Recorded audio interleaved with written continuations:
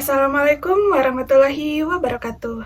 Perkenalkan, nama saya Deliani dengan nomor induk mahasiswa 878184657. Nah, kali ini saya akan melakukan kegiatan praktikum mengenai mata kuliah Praktikum IPA DSD dengan kode ajar PDGK 4107. Nah, saya masih akan melanjutkan melakukan percobaan yang terdapat pada modul 7 mengenai optik, tepatnya pada kegiatan praktikum 2, di mana pada kegiatan praktikum 2 ada dua percobaan yang akan saya lakukan, yaitu mengenai lensa cembung dan cermin cekung. Adapun tujuan yang ingin saya capai dalam melakukan kegiatan atau percobaan ini, yang pertama yaitu dapat menentukan jarak titik api lensa cembung, kemudian yang kedua dapat menentukan kekuatan lensa cembung, dan yang ketiga dapat menentukan jarak titik api cermin cekung. Nah, untuk alat dan bahannya saya sudah sediakan, namun karena keterbatasan alat, jadi saya menggunakan alat yang ada di lingkungan sekitar saya. Di antaranya ada penggaris untuk alat ukur dan juga meteran, jadi ini sifatnya fleksibel ya, atau kondisional. Kemudian ada lilin sebagai sumber cahaya, kemudian ada ini ya, ini pengganti lensa cembung dan cermin cekung menggunakan beberapa sendok ya. Nanti saya akan pilih mana yang menghasilkan bayangan paling jelas.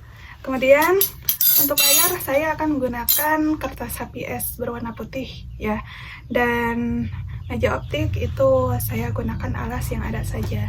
Nah, untuk langkah-langkahnya silahkan simak video saya. Baik, kita akan mulai percobaan yang pertama, yaitu mengenai lensa cembung. Di sini saya sudah menyusun alatnya ya. Susunlah lensa pada dudukannya dan letakkan di antara layar dan sumber cahaya. Dikarenakan lensanya menggunakan sendok, jadi saya letakkan di belakang sumber cahaya ya. Nah, nyalakan sumber cahaya sudah, kemudian aturlah posisi benda dan lensa agar pada layar terbentuk bayangan yang paling tajam. Nah, di sini saya sudah ada layarnya, menggunakan layar putih. Nah, jadi untuk jarak benda itu adalah jarak lilin ke cermin ya. Yang pertama saya akan meletakkan jarak bendanya itu 3 cm. Ya, kita akan melihat jarak bayangannya, di mana jarak bayangannya adalah jarak lilin ke layarnya ya. Kita lihat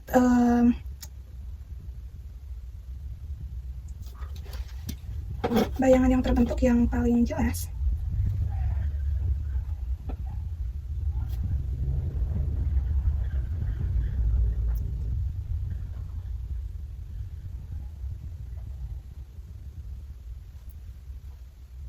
Lumayan susah ya.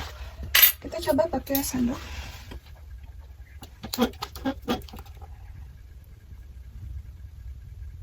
Kita lihat ya, bayangan yang paling tajamnya itu berada pada jarak berapa. Nah, oke, kita ukur. Ternyata jarak benda 3 cm menghasilkan jarak bayangan yang paling tajamnya itu 2 cm. Kemudian kita akan ubah atau ulangi percobaan beberapa kali. Kita coba yang kedua dengan jarak benda, saya coba 6 cm ya. Oke, ini bendanya, kita ukur 6 cm.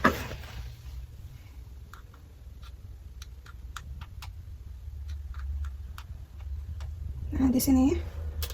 Kemudian kita atur posisi layar untuk mencari bayangan yang paling tajam dengan jarak benda kedua ini.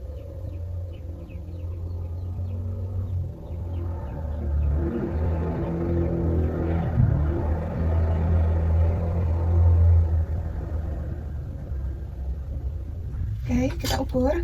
Ini paling tajam ya menurut saya. Ternyata jarak dari lilin atau sumber cahaya ke layar pada jarak benda 6 cm paling tajam itu adalah 4 cm. Kita coba menggunakan sendok sayur yang lebih lebar. Percobaan ketiga, kita jarak bendanya 9 cm. Kita ukur 9 cm. Nah, di sini ya. Kita cari bayangan paling tajam ada di jarak berapa nih.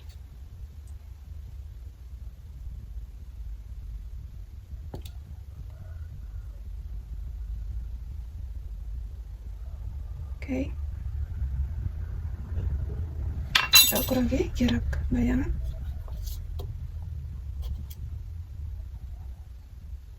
Enam cm ya.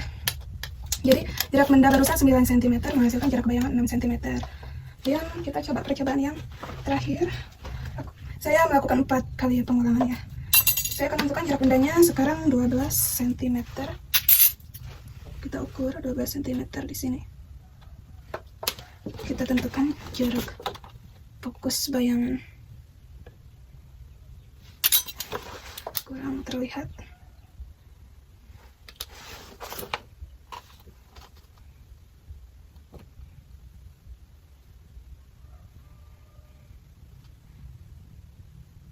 Oke, kurang lebih ya 8 cm. Nah, selanjutnya kita akan melakukan percobaan yang kedua, yaitu mengenai cermin cekung ya. Untuk bendanya, untuk cerminnya saya masih menggunakan alat alternatif yaitu sendok. Kemudian untuk langkah-langkahnya sama seperti tadi. Kita nyalakan sumber cahaya sudah, kemudian atur kedudukan benda dan layar, di mana benda saya letakkan di belakang sinar ya. Kemudian kita akan melihat ya bentuk bayangan yang paling tajam sama seperti tadi. Kemudian kita akan mengukur jarak benda dan jarak bayangan dengan mengulangi beberapa kali percobaan ya.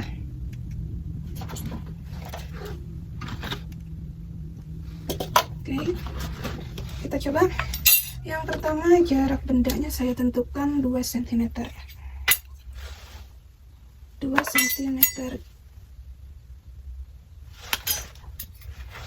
Kita coba dulu pakai sendok makan.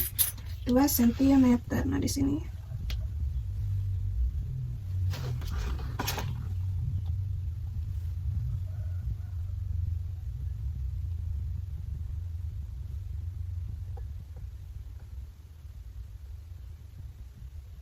Kita coba, di sini ada 2 layar ya, kita coba.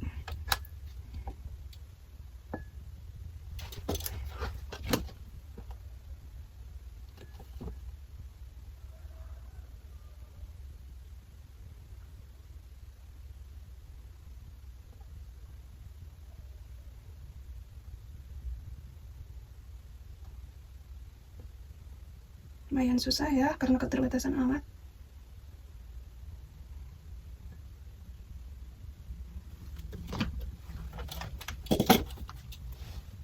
Bentar. Kita tambah lagi deh jarak bendanya 3 cm ya. Nah, di sini.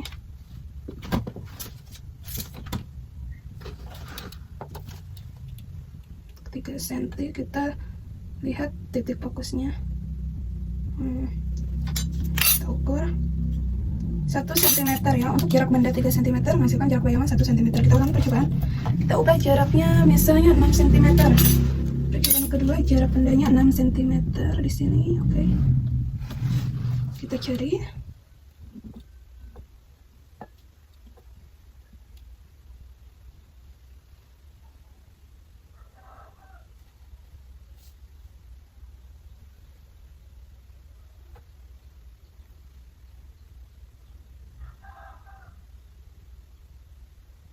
Nah, 4 cm ya, jarak bayangan tajamnya 4 cm. Percobaan ketiga kita tentukan, kita coba pakai sendok sayur. Misalnya 9 cm jarak bendanya kita ukur. Nah, di sini ya.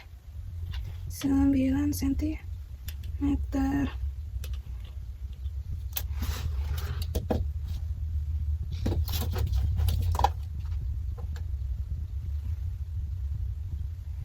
Ternyata lebih jelas pakai sendok makan.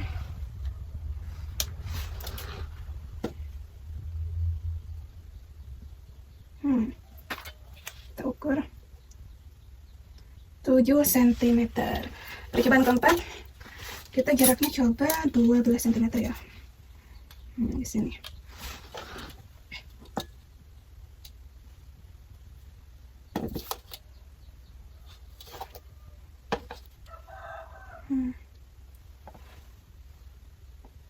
Oke, ketemu nih. Tuh. Kita ukur jaraknya 10 cm. Nah, dari kegiatan praktikum yang telah saya lakukan terkait lensa cembung dan cermin cekung, di mana dengan keterbatasan alat lumayan susah ya dalam menentukan bayangan paling tajam atau paling fokus. Namun dari kegiatan tersebut dengan beberapa kali percobaan yang diulang untuk menghasilkan titik bayangan paling tajam, akhirnya praktikum diperoleh dengan pengamatan yang sesuai. Nah, dari hasil praktikum yang telah saya lakukan, dapat disimpulkan di mana terkait lensa cembung, semakin jauh posisi benda dari lensa, maka jarak bayangan cenderung berkurang. Kemudian bayangan yang terbentuk itu bersifat nyata dan terbalik. Dan perubahan jarak benda itu mempengaruhi ukuran bayangan. Sementara untuk cermin jagung, itu bayangan yang terbentuk nyata dan terbalik. Kemudian ketika benda mendekati titik fokus, bayangan tampak semakin besar. Kemudian ketika benda menjauhi cermin, bayangan tampak semakin kecil.